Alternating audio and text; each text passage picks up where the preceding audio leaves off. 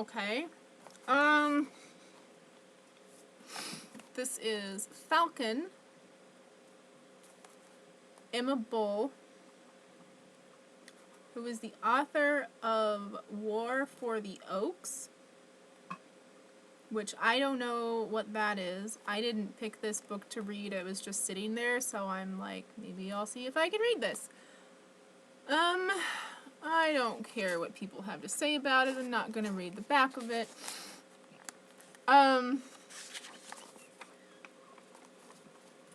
One, Eyas. E-Y-A-S. Eyas. That 20 centuries of stony sleep were vexed to nightmare by a rocking cradle, and what rough beast its hour come round at last slouches toward Bethlehem to be born. Which is William Butler Yeats, I believe that's pronounced. This is probably the only thing I've ever read of Yeats, and it says The Second Coming, which it is maybe an excerpt from a poem, or I don't know. I think it's a poet. I'm not sure that that's poetry, but I think we're going to have an opportunity to learn more about it, because chapter 1,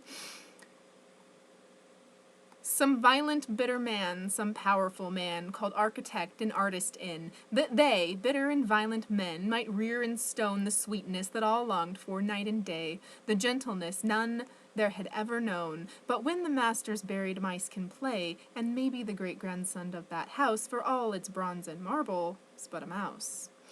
Which is William Butler Yeats, and from Meditations in Time of Civil War, or maybe that just is Meditations in Time of Civil War, like that's the name of the poem, and that's a poem. If that's a poem, I guess I just, like, really didn't realize, like, that I'm, like, a great poet, but whatever. The sky was low and gray and looked hard enough to ring if struck. It mocked the blue he meant to remember. The sand he sat on was damp and cold. That was mockery, too. The wind pulled his hair and slapped it against his face. He drew his coat closed over his knees, then wrapped his arms around that, hugging his own warmth. The sound of the sea battered him, the windy rush of the surf and the hoarse whining of gulls. The sound of the sea battered him, the windy rush of the surf and the hoarse whining of gulls. A voice behind him made him start. Saying goodbye, Nick? Jacob Kelling squatted next to him. Jacob wouldn't sit, unthinking, on the cold sand. He always knew already what Nicky found out the hard way. A cap hid most of his ginger hair, and dust-colored thermal skins camouflaged the drawn strength of him, made it look like mere thinness. Hello, Jacob. Storing up for the winter, I guess. Jacob squinted into the cast aluminum sky. You're storing this? Thanks, I'd rather remember it as it was yesterday. Your Rhiannon's a bit of a bitch. No, it's Ceridwen for the seasons. Death and rebirth, remember?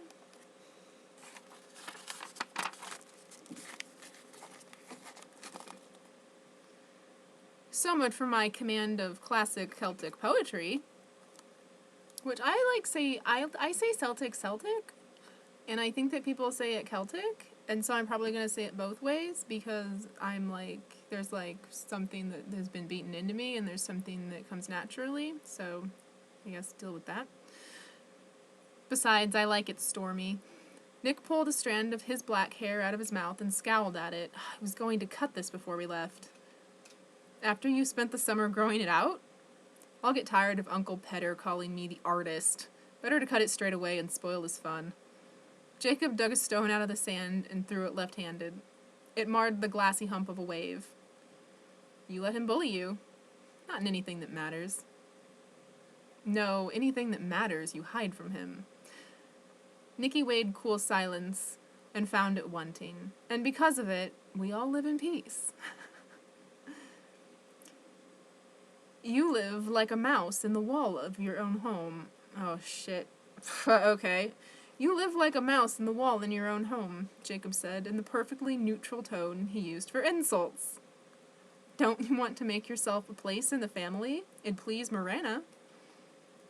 Would it? Nicky murmured, distracted. Mother wants something from me, but I don't think that's it. He was aware, after a moment, of Jacob's sideways look. And don't I already have a place in the family? I thought I was the odd one. Jacob gave a little snort of amusement or disgust. Anyway, Nicky went on. Caernarfon's never seemed much like home. You don't like the city? I like it very well. I meant the castle. What, 70-odd rooms and none of them up to your standards? Said Jacob. Then he asked, or do you just want it to yourself? To myself, Nicky echoed blankly. History's full of nephews with ambition. Nicky stared, appalled. You don't mean that. Why shouldn't I? Haven't you ever thought you'd do a better job than Peter if you had the chance? Jacob's face under his cap brim was one he used at the chessboard, intense and blank. Then the absurdity of it caught Nicky up, and he laughed. God forbid, Jacob. What the hell kind of prince would I make? No, if Peter's not good enough, then there's rice, and Kitty's got an heir in the oven. I think I'm safe.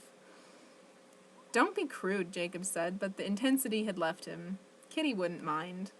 You can bet Peter would. I thought you wanted me to stand up to Peter.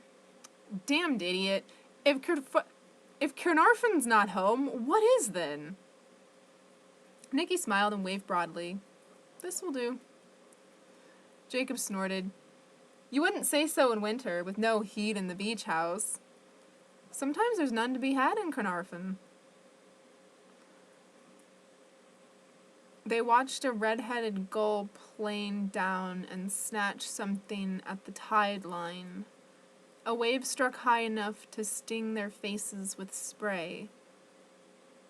A salt lizard, like a little ambulatory seaweed bladder, shot out of a pile of rock and scrambled furiously down the sand and into the sea. How's Olwen? Nicky asked. Fine. He didn't know how to ask what he wanted, but he tried. She hasn't thrown me over, has she? Wouldn't you be the first to know? I haven't sent her word in a while. How long a while? Nicky sighed. He'd brought the subject up himself. About 2 months. You spend every free minute writing the board and you can't use it to send your lass a note? She'll say that too. Well, you'll have something to patch up, won't you? Is she angry? She wouldn't say so to me. He'd been prepared to leave a message to her. He'd even opened the board to do it more than once. But all the things he'd wanted to share with Olwen had deserted him when the panel lit up. All the words he'd meant to use were thin and banal when they hung at the ends of his fingers. He'd thought of her instead. He'd imagined her beside him when he swam or ran on the beach, wondered what her pale hair would look like in the moonlight on the beach house deck. He'd let her memory haunt him. After so much time, he hoped he was in love with more than her memory. Is there any future in this? Nicky said at last. He thought for a moment that Jacob was upset, but the quirk of features that had made him think so was gone. In what? Olwen and me. Why shouldn't there be? I'm not sure. Nicky shook his head. It's just the prospect of going back to the castle, I suppose. It seems as if my life is out of my hands when I'm there. Jacob stared at the sky as if reading. No fault of yours, I'm sure. That made him angry, of course, and the heat of it put a glowing edge on the self-pity at the heart of his anger.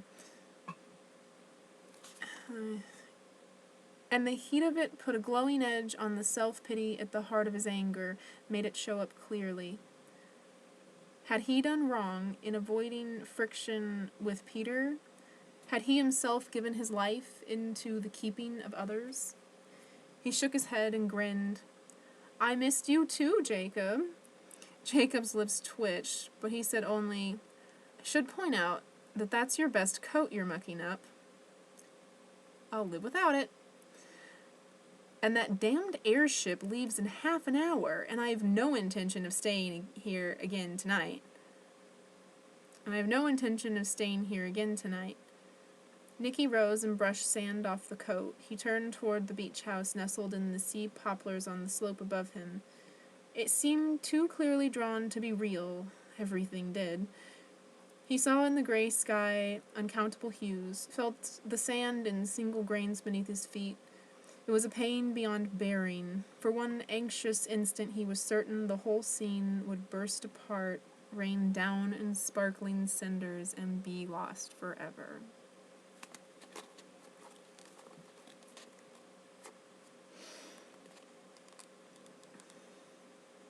I don't know,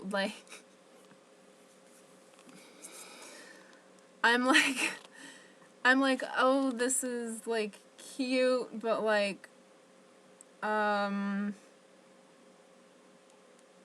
that was a really very nice way to describe something I've experienced on a salvia trip. So, I'm like, I don't know, I like the writing of it, but also it's not flowing for me, clearly, or not yet, anyway. But reading is very difficult, so. Then the conviction passed, and he could breathe again and move. He was free to walk up the beach and leave it all. You coming? Jacob said. Nicky bowed his head and followed him.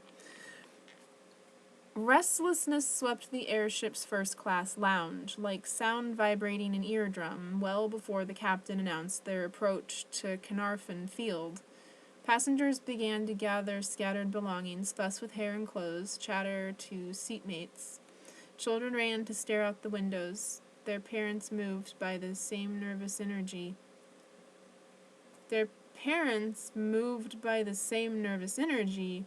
Snapped at them to sit down. Nicky folded the board closed, but left it on his lap. I'm guessing the board is like a laptop. If he put it back in his coat pocket, the trip would be over.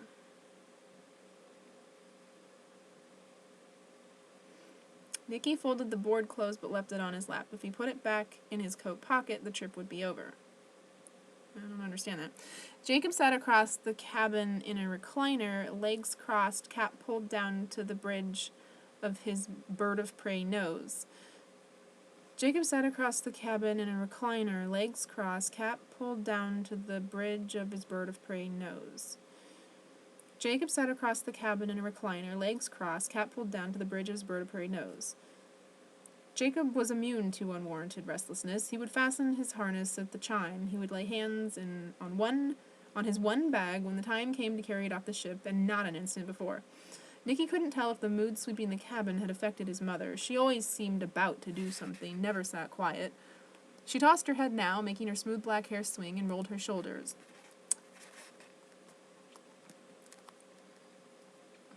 Okay. Sorry, I'm just like, well, that describes my mom, perfectly. Stiff? Nicky asked, though he thought not. She'd come back from a walk to the bridge only a minute ago. She darted a quick, sheepish look at him. I don't know how you can sit so quiet. I thought you were related to me. I try to live it down, he said, smiling. In fact, they could pass for brother and sister. Morena's blue-black hair, so like his own, was barely stranded with white. Her taut, carved features never seemed to age, and those same features in his own face made him look closer to 25 than 19. He tapped a finger on the folded board. Did you read Damien's article on controlled mutagens? like reading a book without, knowing anything more than the title is, weird. She folded her legs under her. Did you? I got 2 screens past the summary before he lost me. I should stick to numbers. So should he, Morena said firmly. He's an awful writer anyway. I don't know what her voice is. Didn't you work with Damien once? She almost smiled. He could see it. Once. Another partnership come to a messy end.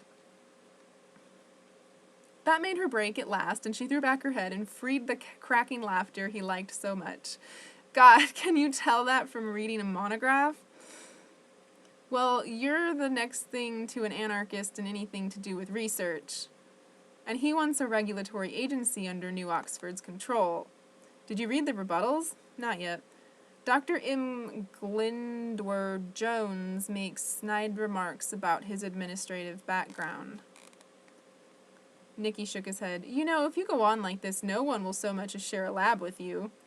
It may come to that, his mother said. I was joking. She smiled. So was I. And maybe she was. Anyone meeting us? Your brother, I expect. Maybe we'll stop for dinner in the city. He wanted to say something about welcoming the delay, but didn't. There was no point in laying the weight of his discontent on her shoulders. I just, don't like or need anybody here so far. I know these people in real life, already, and I'm just, bored, so, okay. And for all he knew, she was no more eager to reach the castle than he was. The airship was sinking through the clouds outside Nicky's window. They parted, fragmented, to show him a glimpse of the river delta. River Dyfed into Sistinin Bay into the Meridian Ocean. Who decided which was which, and when the water changed its name, as well as the names as well name the masses of cloud? What? Okay, so airships, castles, board, mutagens, labs. Airship, like a plane, sinking through the clouds. Outside Nicky's window, they parted, fragmented, to show him a glimpse of the river delta. River Dyfed into Sistinian Bay into the Meridian Ocean. Who decided which was which and when the water changed its name? As well name the masses of cloud. As heir to Simru, should he delight in the cadence of those names? They give names to craters on barren moons, he thought. I suppose I'm a poor excuse for an heir.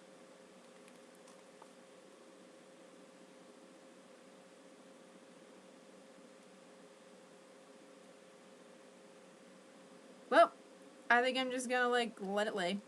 Nicky, she said, and something in Morena's voice made him look up. You're going off-world at the beginning of the year. A stab of fear. But no, she wouldn't have any part in taking that from him. Peter might, if he decided that a pilot would be an insufficient ornament to the family dignity. Even Rice, if Peter wanted it badly enough, might regretfully suggest to Nicky that 4 years in the College of Navigation on Galatea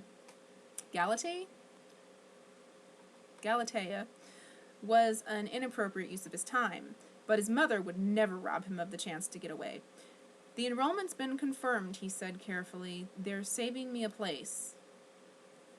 Maybe, she said, and stopped, and he said, and maybe, she said, and stopped, and said, maybe you should think about going early. Well, that's a relief. Then the warning chime sounded, and the pleasant artificial voice said things about harnesses and smoking and identification. By the time he could speak again, she was staring out the windows on the opposite side of the cabin. Something in the set of her shoulders kept him quiet. His mother led the way out of the lounge. Jacob rose, hung his overnight bag from his shoulder, and stepped into the aisle. He moved, Nicky thought, as if the other passengers were holograms, and he avoided walking through them out of exaggerated courtesy to their designer. Don't let me rush you, he said. Nicky shrugged and went before him off the ship and into the mooring tower.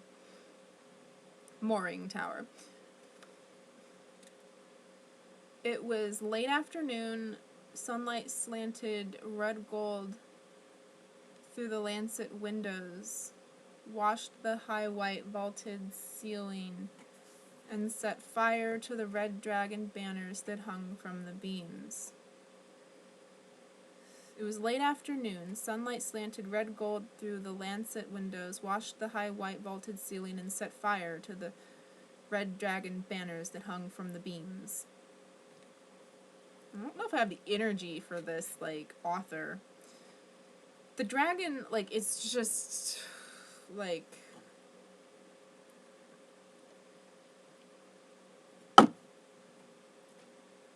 The dragon was inlaid in tile on the floor as well, but that was lost beneath the feet of arriving and departing passengers and the people meeting or seeing them off.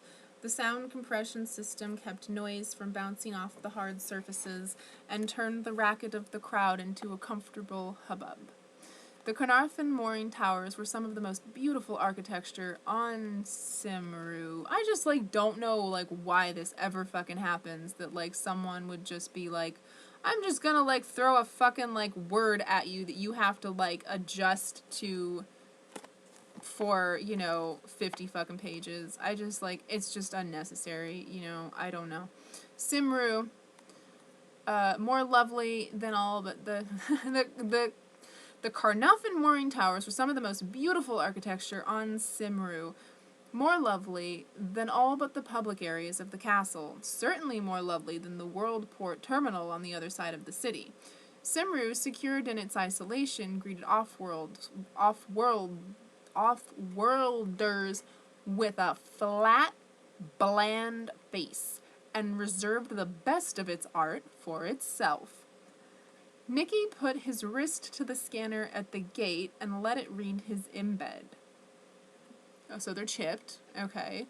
I'm, like, so done. Behind him, Jacob did the same.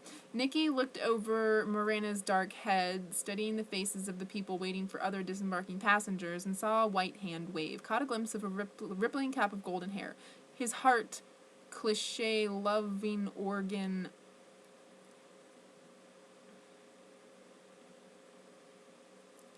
His heart, cliché-loving organ, leapt.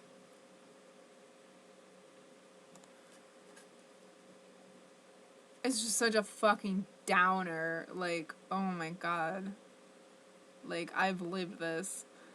Excuse, he said to his mother and Jacob, and slipped deftly out of the queue. Owen, he called, and she was there, elbowing rudely toward him, grinning. For a moment she only stood and looked pleased, then she threw her arms around him, and he lifted her and kissed her on the lips. You're not very tan, she said. I never am. Where are your freckles? It's been a lousy summer. Told you you should have come with me. I missed you, she said. He saw her by the glamour of 4 months apart as a familiar stranger. He saw her by the glamour of 4 months apart as a familiar stranger. The enormous eyes and pointed chin were Olwen's, the rose-colored wide mouth, the bone china skin, but he needed to become accustomed to them again before he could put them comfortably together with the woman he'd left in Carnarvon. I missed you too. How'd you know we were coming? Well, certainly not from you, she said, but something in her face held out hope of forgiveness. I bullied Rice into bringing me along. Poor Rice. Poor Rice indeed, said his older brother, and Nicky looked up from Olwen and found Rice by his side. They shared a rough hug. You look good, Nicky said. His brother's open, handsome face, the ruddy brown hair and gray eyes were also strange with time. Nicky felt a pang of belated homesickness. So do you, said Rice. I like your hair. Uncle Peter won't. Rice shrugged. You go off to Galatea the new year. Nicky smiled at him and at Olwen, whose arm was around his waist. Maybe I'll leave it then. What about your mother? Morena said behind him. A handshake at least? Rice caught her up in his arms. Hello, Mama. Good flight? It drove me crazy, and you knew I'd say so. Hello, Olwen. Hello, Lady G. Glad you're back. Morena snorted. Well, you're glad Nicky's back, and I came with the package. Children, if I don't get dinner soon, I'll expire at your feet. By then, Jacob had pressed through the crowd. If she falls down, I'll carry her, he said. Take your time. On second thought, said Morena, I've been hungrier than this and lived. Everyone laughed and followed after her toward the down tube, but Nicky thought he had heard some constraint in the banter. He knew that for all her quick humor and easy ways, his mother kept her deepest thoughts to herself, her strongest emotions out of the light. She was keeping something from them, even from Jacob, most trustworthy of advisers. He'd fallen behind the others. After a moment, Olwen dropped back too, came and tucked her arm through his. Come along, Treacle-Toes, she said. You're wasting those long legs. He looked down into her eyes and felt lightheaded. He'd kept company with this bright, burning creature. His name and hers had been spoken in the same breath. That was surely the best he could expect out of life, that there should be such a wonderful thing in his past. Too much to ask that it should be in his future, too. Do you think you can forgive me? He said. It never hurt to ask, even for too much. It literally says it never hurt to ask, even for too much. She didn't pretend to understand. You know, I'm not sure. A week ago I wouldn't have. Now I'm happy you're here, and I'm still mad at you, too. So what happened? I didn't know what to say, he told her, knowing that however true it was no explanation. Does it help that I didn't send anything to anybody else either? Is there something wrong with having a bloody grand time? Wish you were here? Nothing if you don't mind it. Well, I don't, she snapped, and then was silent. At the down tube access, he paused, let her go through first. She stepped into the warm air of the drop field, but laid her palm to the wall to hold herself in place. When Nicky crossed the threshold, she let go, and they dropped slowly down side by side. Do you remember the Hans Christian Andersen story about the girl who used a loaf of bread as a stepping stone in a swamp and sank into the mud all the way to hell? I would really like to hear that one. Do you remember the Hans Christian Andersen fucking, like, nightmare wielder, Hans Christian Andersen story about the girl who used a loaf of bread as a stepping stone in a swamp and sank into the mud all the way to hell? These things remind me of it. A girl who used a loaf of bread as a stepping stone in a swamp and sank into the mud all the way to hell. You can't use a loaf of bread as a stepping stone in a swamp. That's just death. So she was just conscious all the way to hell, which apparently is just something that, like, Hans Christian Andersen has been saying happens. I'm like already I was like, I got everything I needed from Falcon, thanks, Set It on Fire, when I was like, Yeats, I really enjoy reading this. And now I'm just, like, not reading Yeats, and, like, now I'm just like, okay, like, I have, like, never paid much never mind to Hans Christian Andersen, because, like, my trust is, like, you don't get it. And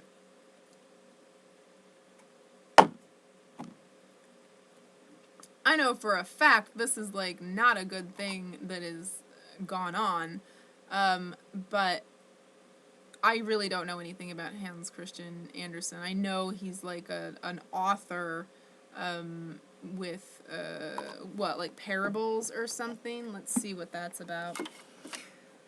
Okay, so Hans Christian Andersen. I wonder what I've read by Hans Christian Andersen.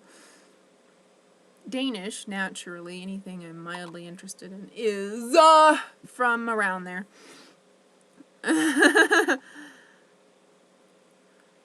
Okay. Wikipedia, Hans Christian Andersen. Hans Christian Andersen, 2nd of April, 1805, which, like, 1805 is such a distant number that, like, it doesn't even, like, register, really, and, he lived until 1875, which, like, that is 70 years.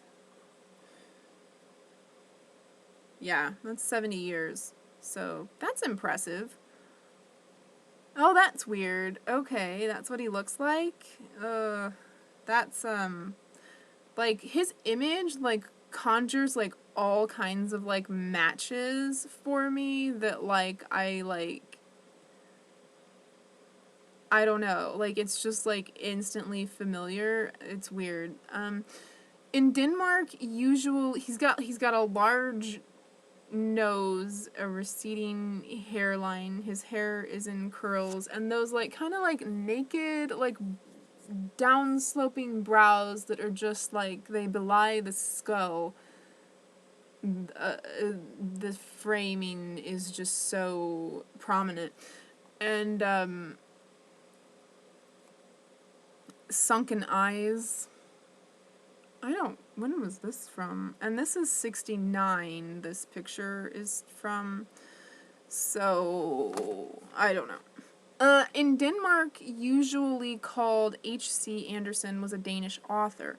Although a prolific writer of plays, travelogues, what's a travelogue?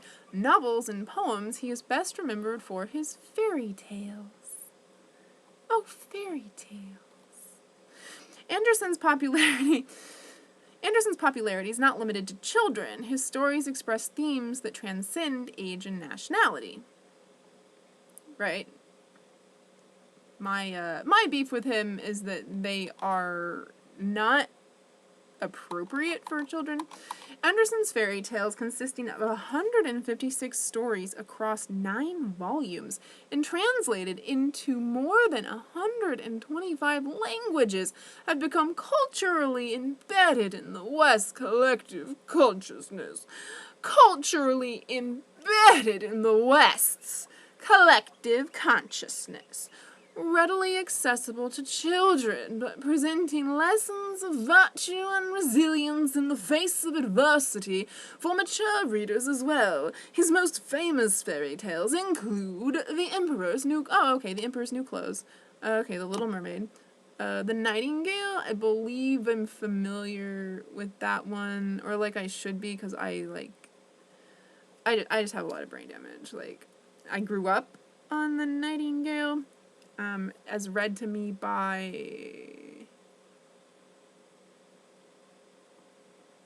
nope, I don't know, but like a really famous woman that it was like I could sell it for a lot of money if I still had it, but if I still had it, I would like treasure it like you have no fucking idea. The Steadfast Tin Soldier, which I don't know what that is. The Red Shoes, it rings a bell, but I don't really know what that is. I suspect that it's Cursed Shoes. The Princess and the Pea. Oh! Oh! Oh! Oh. The Princess and the Pea. Hi.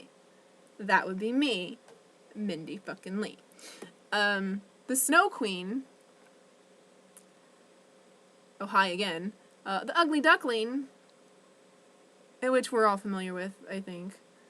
Like, oh, I'm not ugly, I'm just a swan. The Little Match Girl. And Thumbelina. Okay, Thumbelina is very sweet. Well, I mean... See, I've experienced what someone who is so very, very rigorously limiting their child's exposure to content with or without an awareness for whatever reason. I don't even understand. Like, there's no answer to it. My dad isn't here. My mom did it and just like doesn't have an answer for it. Like, why? Like why? Like, no one knows. But the carefully cultivated, deliberate exposure to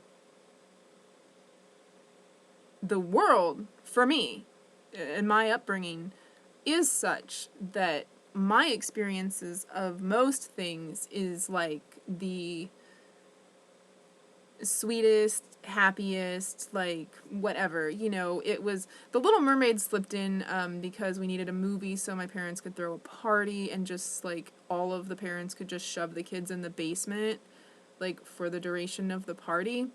So The Little Mermaid, like traumatized a room full of children. And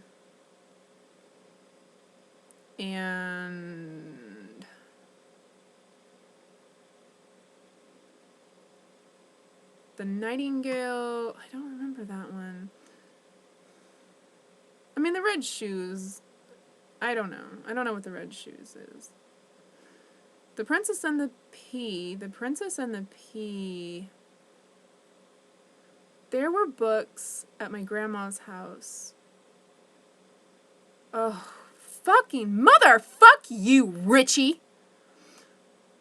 There were books at my grandma's house that happened to be of great value monetarily, that had aged relatively well with time. I mean, there were missing pages and crown marks and like there were some stories that like you never knew like what the story was. You never saw the picture because they were loved. I guess they were used. They were very, very used, but they were of value. So they were removed from my life before I could salvage what little I had that wasn't just like building a fucking robot.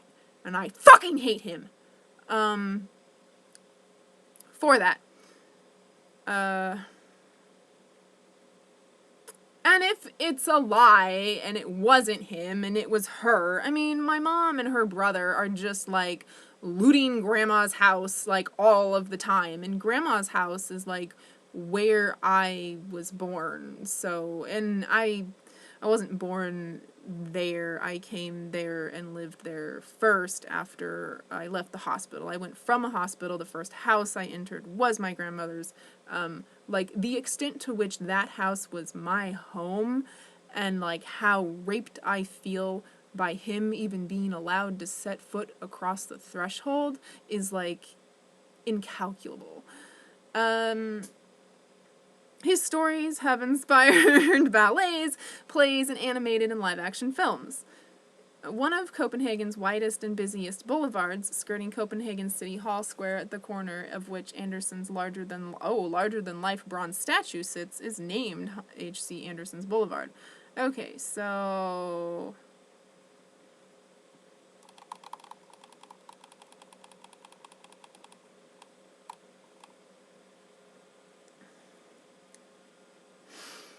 Hans Christian Andersen was born in Odense, Denmark, on the 2nd of April in 1805. He was an only child. His father, also named Hans, considered himself related to nobility. His father considered himself related to nobility. That's interesting. And in parentheses, his paternal grandmother had told his father that their family had belonged to a higher social class. But investigations have disproved these stories. Interesting. That's interesting. Can you imagine that? Like, I mean, I myself am related to nobility, and it is not something that can be disproven with investigation, and, like, imagine if that mattered to you, and, like, I don't know. A persistent speculation suggested that Andersen was an illegitimate son of King Christian VIII, but this notion has been challenged. Persistent speculation suggests that Andersen was the bastard son of a king.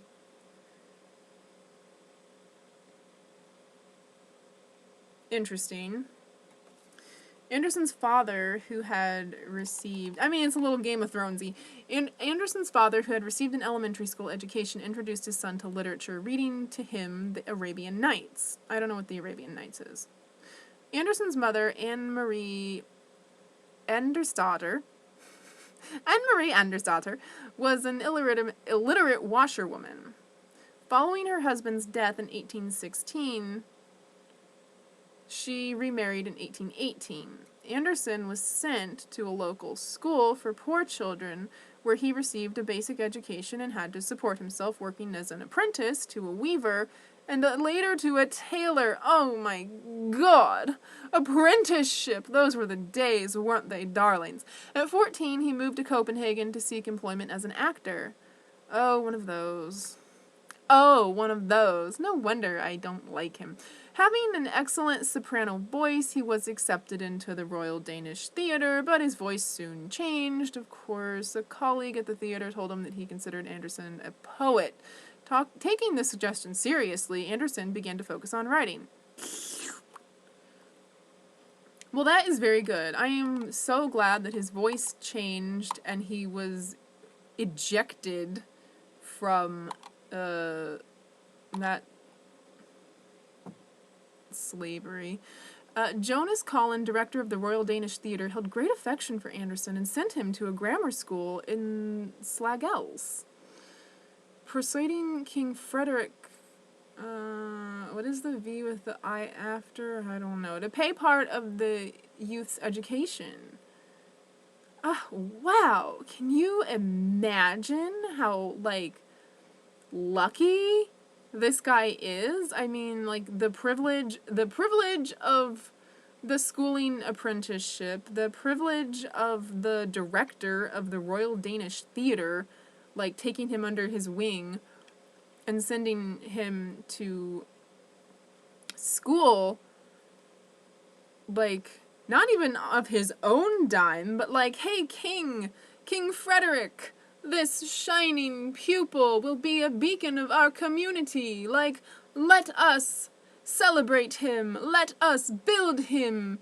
You know, like, that's really cool. Andersen had by then published his first story, The Ghost at Palnatoke's Grave. Alright, well, now I want to read The Ghost at Palnatoke's Grave, 1822. Before we go any further, because I don't pay too much attention to anybody, because nobody really deserves it if they're already in the spotlight, right?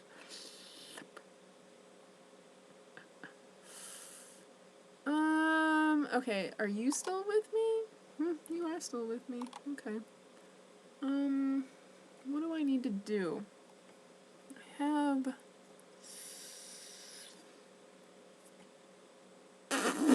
I bet I can lose a My Little Pony tab.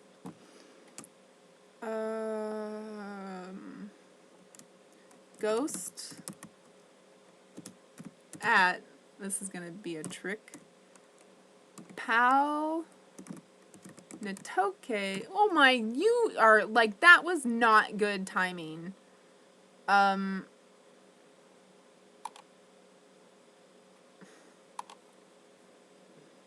Ghost in the system. Ghost at Palnatoke's grave? Is that what it was? Maybe.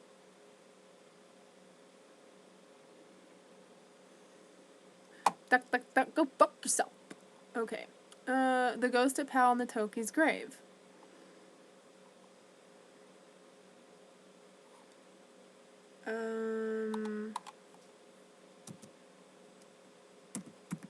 Hans Christian Andersen. I'm having to add because gefährdet wird Palnatoke Grab on original Verteiling.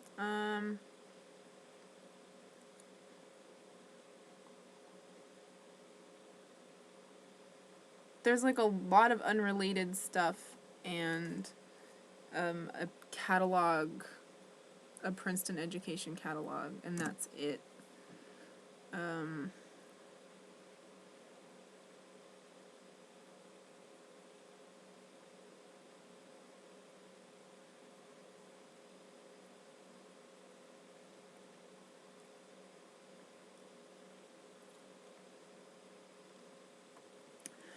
Here's something that says, on the basis of a subscription list for 17 copies, all of which Andersen himself purchased as gifts.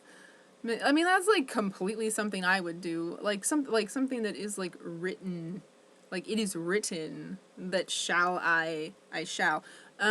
Mrs. Cohen agreed to print 300 copies of Andersen's very first book, Ungdomsforsag, published under the pseudonym William Christian Walter, as a tribute to his two favorite authors, William Shakespeare, who gag me with a spoon, jerk off into my hand. That's like all I care about William Shakespeare. Sorry, not sorry. And Sir Walter Scott. It cuts off there, so I had to open the tab. Someone says, Hetty commented, "Wanna be friends?" Oh, Hetty, what a cute little icon you have. You have only said "wanna be friends" to me, as far as I'm aware, which is, like, really fucking weird, because, I don't know. Bye. I mean, there's a lot you can say to me. Like, there's a lot of ways you can introduce yourself, and just, like, walking up and saying, "Wanna be friends," it's like, does it look like I have, like, any time for friends? I mean, look around. I mean, internet friends. Like, does it look like I have, I have, like, free internet time? Like, I don't, clearly. So, I don't know. First edition, second. Okay, The Ghost of Palnatoke's Grave, an original novel, and Alfsal, an original tragedy.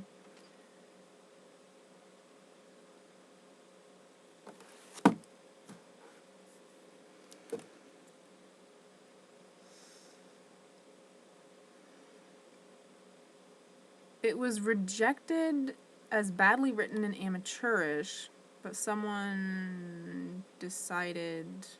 Oh, Jonal Collin must have been that head guy that hopefully he didn't have to suck his dick to get stuff from him. As a tribute to his two favorite authors, William Shakespeare and Sir Walter Scott, with his own name intervening. Oh, William Christian Walter. That's lovely. However, after 3 years, Mrs. Cohen had been unable to sell a single copy and disposed of the remaining sheets to Chauvelin, who reissued them in 1827 with a new title, page, and table of contents. Like, here's something completely new because I added these things to it, I think. While he was advertising the book on 3 separate occasions, he couldn't sell even one either. This version may be even rarer than its predecessor, as except for a few specimens put in bindings, all the remaining sheets were sold to a local grocery store, which used them as wrapping paper. Oh, can you imagine? Can you imagine writing a book and then it being wrapping paper? Just, oh, ouch. I mean, everything I've written is just pages that no one gives a shit about, so... I feel ya, bro.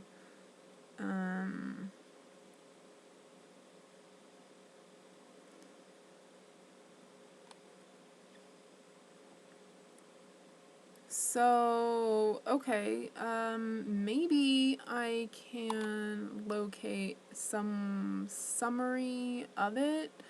I mean, was a translated version just, like, to read, like, an ancient fucking book, like, too much to ask?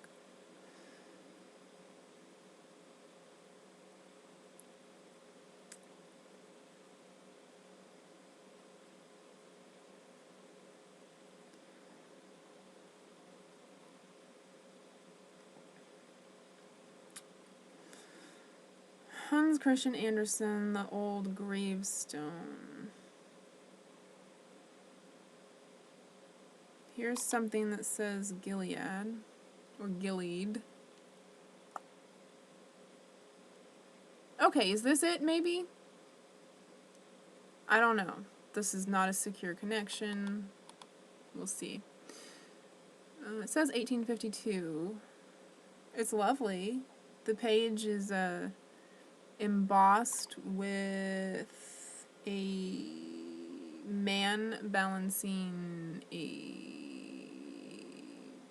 skyline on his head with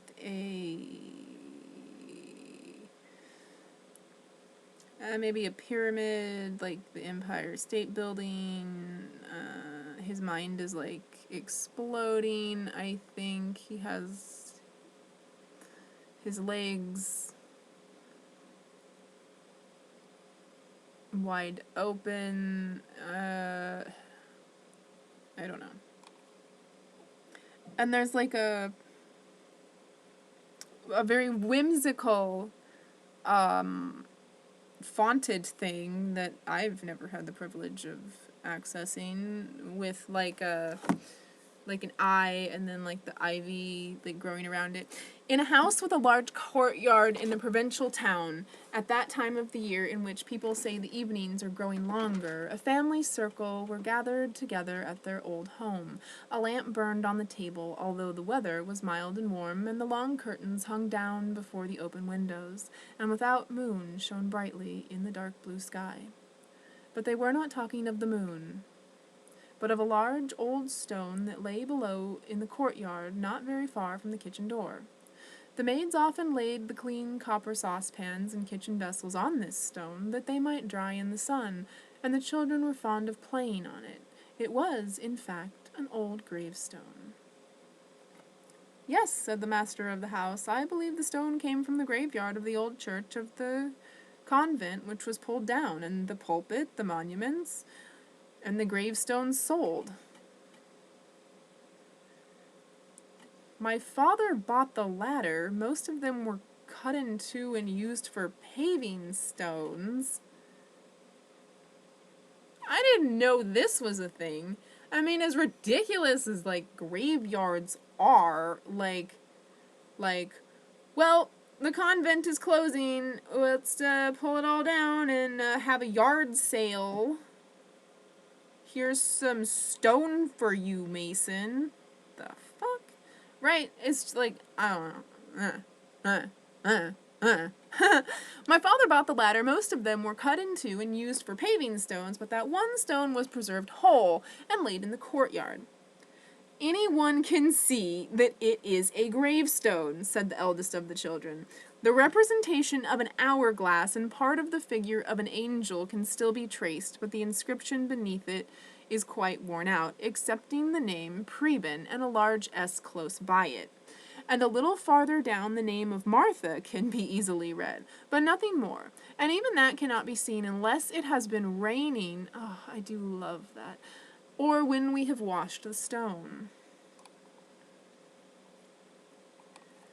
"Dear me, how singular! Why, that must be the gravestone of Preben Schwan and his wife." The old man who said this looked old enough to be the grandfather of all present in the room. "Yes," he continued, "these people were among the last who were buried in the churchyard of the old convent. They were a very worthy old couple. I can remember them well in the days of my boyhood. Everyone knew them, and they were esteemed by all. They were the oldest residents in the town, and people said they possessed a ton of gold, yet they were always very plainly dressed in the coarsest stuff, but with linen of the purest whiteness. Preben and Martha were a fine old couple, and when they both sat on the bench at the top of the steep stone steps in front of their house, with the branches of the linden tree waving above them, and nodded in a gentle, friendly way to passers-by, it really made one feel quite happy. They were very good to the poor. They fed them and clothed them, and in their benevolence there was judgment as well as true Christianity. The old woman died first. That day is still quite vividly before my eyes. I was a little boy and had accompanied my father to the old man's house. Martha had fallen into the sleep of death just as we arrived there. The corpse lay in the bedroom near to the one in which we sat, and the old man was in great distress and weeping like a child. He spoke to my father and to a few neighbors who were there of how lonely he should feel now she was gone, and how good and true she, his dead wife, had been during the number of years that they had passed through life together, and how they had become acquainted and learned to love each other. I was, as I have said, a boy, and only stood by and listened to what the others said. but it filled me with a strange emotion to listen to the old man and to watch how the color rose in his this is harder than I ever expected. To watch how the color rose in his cheeks as he spoke of the days of their courtship, of how beautiful she was, and how many little tricks he had been guilty of that he might meet her. And then he talked of his wedding day, and his eyes brightened, and he seemed to be carried back by his words to that joyful time. And yet, there she was, lying in the next room, dead. An old woman, and he was an old man, speaking of the days of hope long passed away. Ah, well, so it is. Then I was but a child, and now I am old, and as Preben Schwein then was. As old as Preben Schwein is such an odd name. As Preben Schwein then was. Time passes away, and all things changed. I can remember quite well the day on which she was buried, and how old Preben walked close behind the coffin. A few years before this time, the old couple had had their gravestone prepared, with an inscription and their names, but not the date. In the evening, the stone was taken to the courtyard and laid on the grave. A year later, it was taken up, that old Preben might be laid by the side of his wife. They did not leave behind them wealth. They left behind them far less than people had believed they possessed. What there was went to families distantly related to them, of whom, till then, no one had ever heard. The old house, with its balcony of wickerwork, and the bench at the top of the high steps under the lime tree, was considered by the road inspectors too old and rotten to be left standing.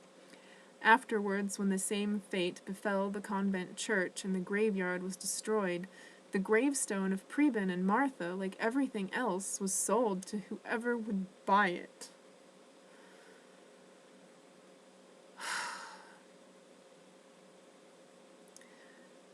And so it happened that this stone was not cut in two as many others had been, but now lies in the courtyard below, a scouring block for the maids, and a playground for the children. The paved street now passes over the resting place of old Preben and his wife. No one thinks of them any more now. And the old man who had spoken of all this shook his head mournfully and said, "Forgotten. Ah, yes, everything will be forgotten." And then the conversation turned on other matters. But the youngest child in the room, a boy with large, earnest eyes, mounted upon a chair behind the window curtains, and looked out into the yard where the moon was pouring a flood of light on the old gravestone. The stone that had always appeared to him so dull and flat, but which lay there now like a great leaf out of a book of history. All that the boy had heard of old Preben and his wife seemed clearly defined on the stone, and he gazed on it. And as he gazed on it, and glanced at the clear, bright moon shining in the pure air, it was as if the light of God's countenance beamed over his beautiful world.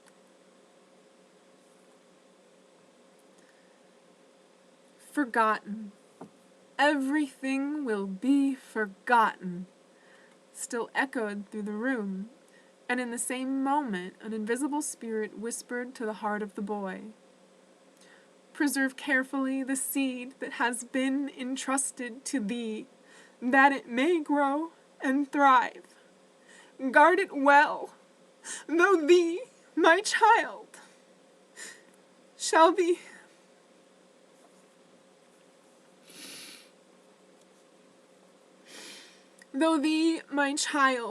the obliterated inscription on the old weather-beaten gravestone go forth to future generations in clear, golden characters.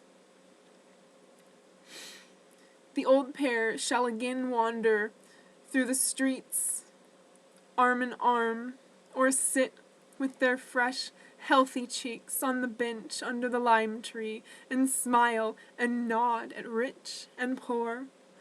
The seed of this hour shall ripen in the course of years into a beautiful poem. The beautiful and the good are never forgotten. They live always in story or in song.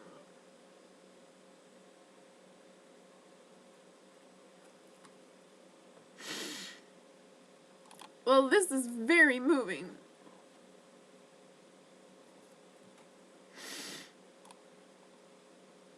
Is that it? And the next thing is the conceited apple branch.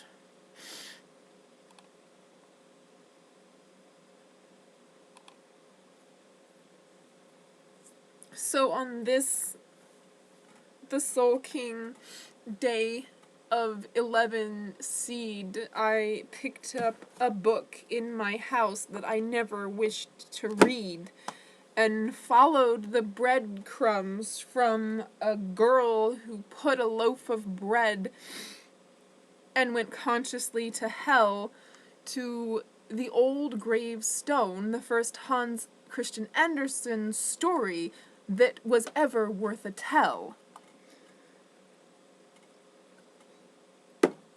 Well,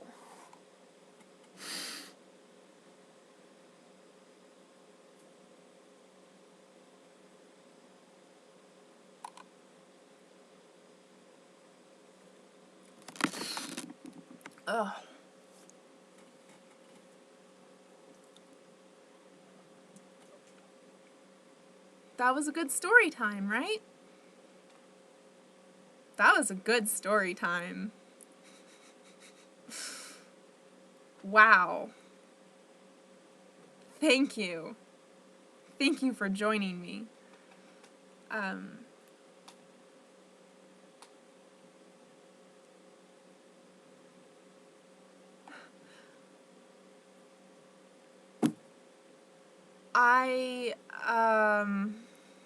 I guess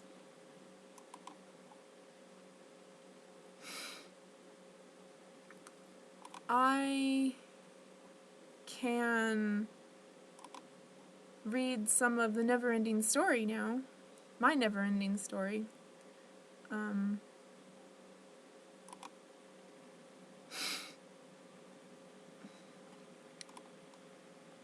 I wrote this 3 hours ago. Before I showered and slept, I stood in the rain watching the storm create a light show and swinging a mallet. I watched with a knowing that reality was weaving such special things, and I thought of all the things I'm grateful for, which are innumerable. But I landed upon my privilege of being able to experience Spirited Away in wonderfully distinct ways. I was myself clad in my Totoro hoodie that isn't branded as such, and I didn't know it to be my Totoro hoodie until many years later after I had seen the film. It's actually like something machine from the Kohl's era of Tony Hawk's fashion line, but I don't know if it's Tony Hawk.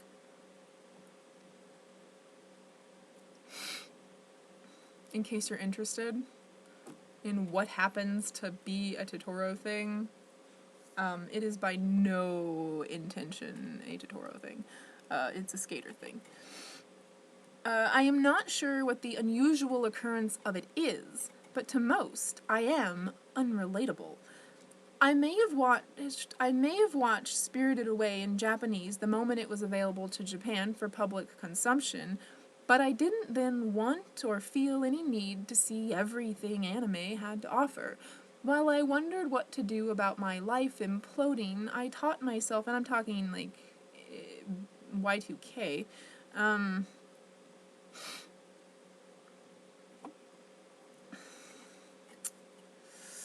Where was I? Well, I wondered what to do about my life imploding. I taught myself how to watch anime online because I had the privilege of being allowed to use an office computer of my then boyfriend's parents just a few hours after school. So I watched Chobits as it came out and saw so much anime without subtitles that I began to pick it up and understand it enough to enjoy it as a new form of artful storytelling from a culture that at long last let its guard down. So I watched Spirited Away at the peak of my immersion. It burned into my soul and has lived there for a spell. It's one of the most special things that ever was gifted. And the wind always blew with that magic for me, so it didn't give me blocks to make myself, I think is the difference. When my world gets dark and I think there's just no way to go on, a storm comes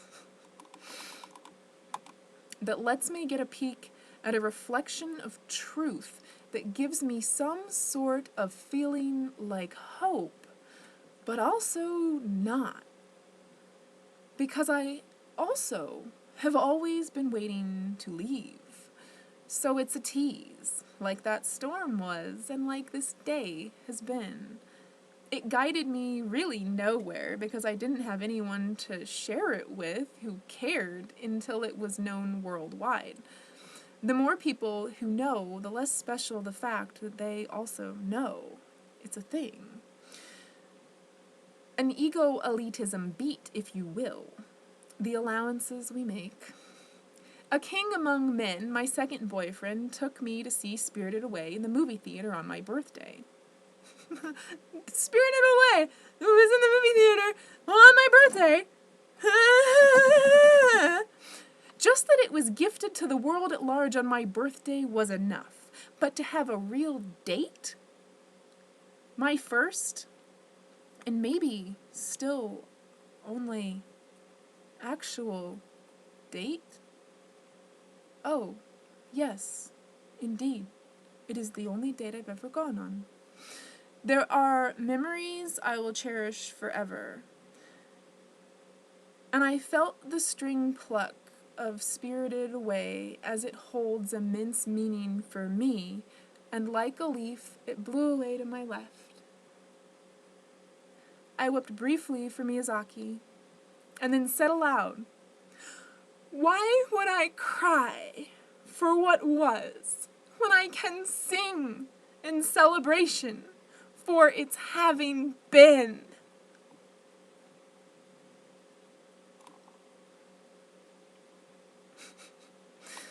And I felt the spirit pass from one to the next to live on in another way that I can also sing about forever.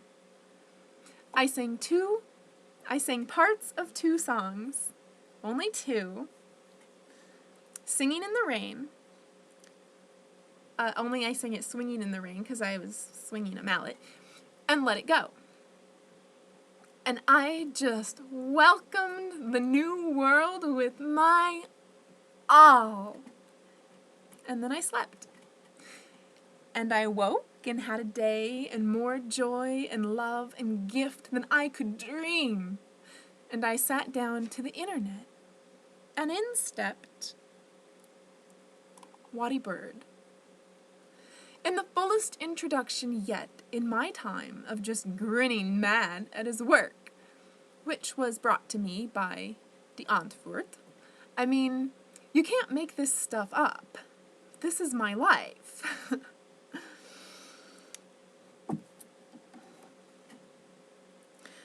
So, okay, I'll go see what the Soul King is, BRB.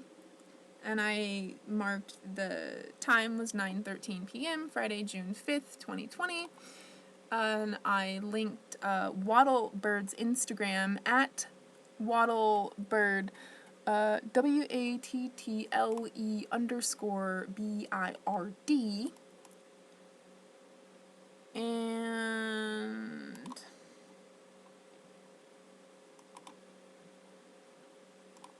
went straight to mayanmagics.com, MAYANMAJIX.com, /TZOLKIN/INDEX_TEST.php.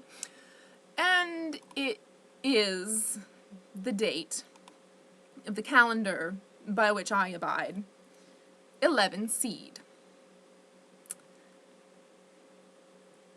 11 was the number before I slept for sure, but oddly enough, I never once thought of Tool. Well, King Elite and the date and all the joy of the world, Tool just didn't exist to me at all. I would never have given Tool a listen if not for King Elite. If my Souls Match said try it, then I actually took the prompt into consideration. Though everyone is telling me all the time what they think I should watch and do and see and hear and read, and I only had one real soul request of him, which I do not think he did read the book.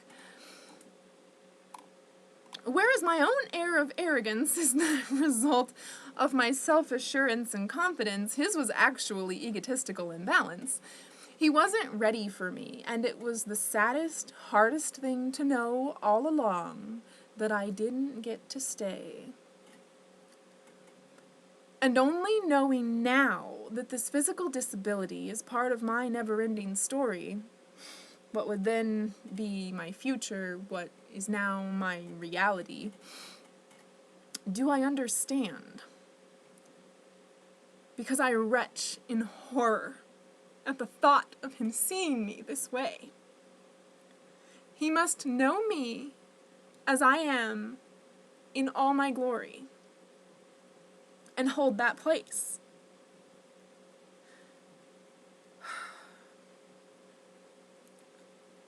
And so I wrote that, and I broke down crying, just really, really crying. And ended up saying something that was just like, sitting here yelling, "Hold the door," is so much stranger now, after finally seeing what that Game of Thrones fuss was all about.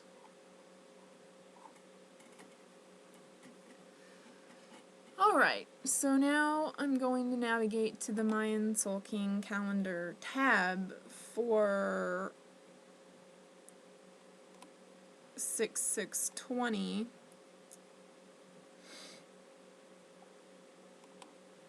Galactic Tone 11. 11/resolution. 11 assists every new creation to find its place in the universe. In the process of fitting in, some modifications must occur. 11 is the energy of dynamic actions facilitating change, simplification, and improvement. And Seed is the Mayan sun sign. Family, sexual activity, and the magic of germination are the characteristics of this sun sign. Natural networkers, seed people, strive to free themselves and others from debt or oppressive patterns of the past. Abundance is gathered by seeds, as if with a cast net. Seed persons are public defenders who work toward uniting community by discovering hidden traps and secret influences of others. To generate true abundance, Seed must learn to appreciate all gifts and lessons received and conduct profound investigations into itself. In the absence of gratefulness and the courage to face oneself, Seed finds itself in less and less fertile environments. It says, a good day to plant, make new contacts, and reconnect with others. So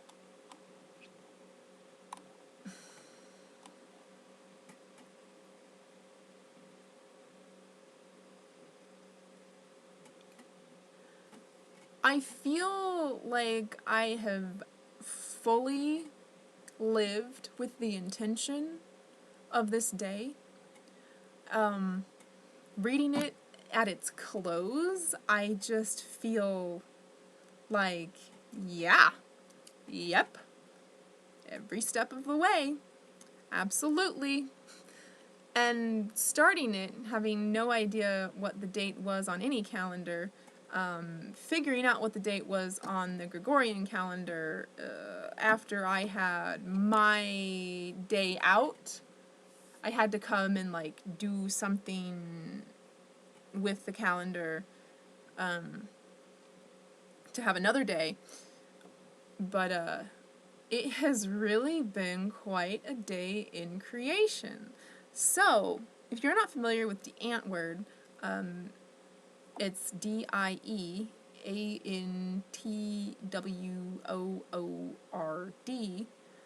and they are a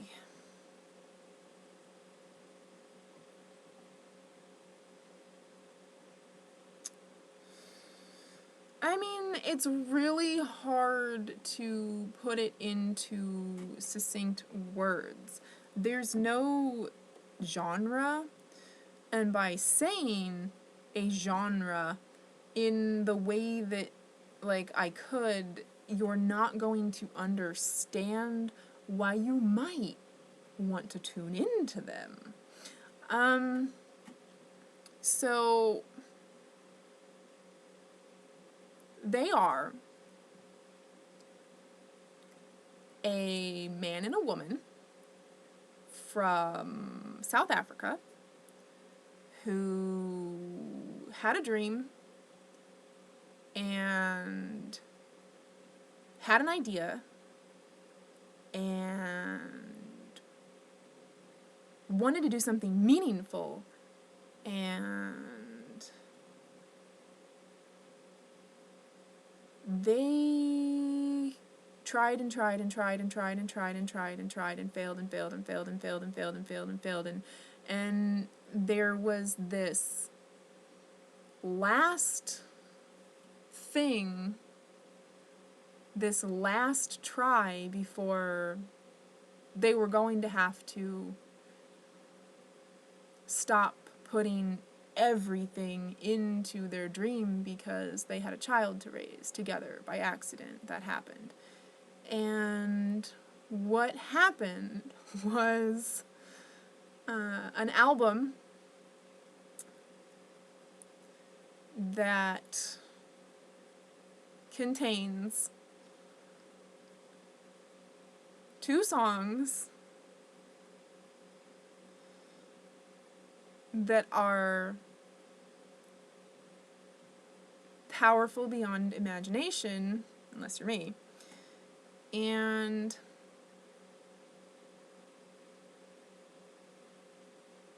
one of the songs is the marriage of rap and rave, which they are totems of each, and the marriage of them is in the creation that they continue and their unfolding, and I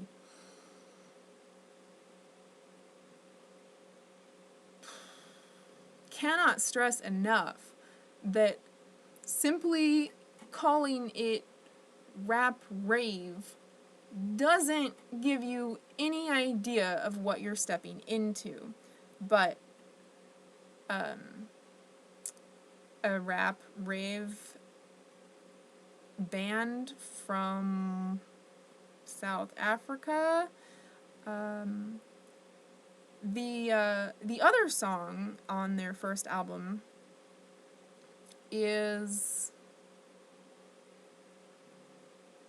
a transcendental meditation tool, which upon hearing, I became unable to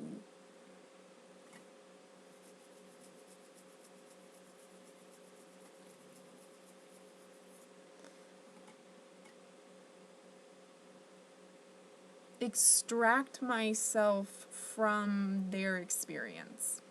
That's as basic as I can say it, I think. So, if you want to tune in, I suggest you start there with the SOS, because all in a system down. And now I just devolve into wanting to listen to music, being able to listen to music, and like I've come full circle. There's nothing left for me to do here. If I don't wake up tomorrow, then like I did good. Thank you for watching, and you know who to follow. Just follow my gaze and be prepared to be amazed. So, I love you. Thank you. Oh, now the moment where I pray that my technology will work. Okay. It did, just barely. The laptop is from like 2008 or something.